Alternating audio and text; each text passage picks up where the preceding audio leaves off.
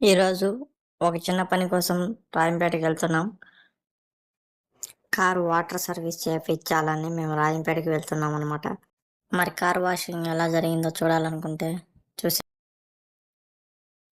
Finally మనం రాజంపేటకి వచ్చేసాం అనమాట.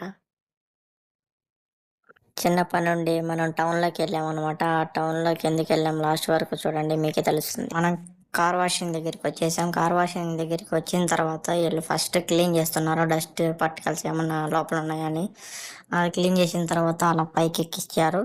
ఆ పైకి ఎక్కించిన తర్వాత వాటర్ వాష్ చేస్తున్నారు ఆల్రెడీ. సో అయిపోయింది అనమాట, నేను వీడియో తీయలేదు.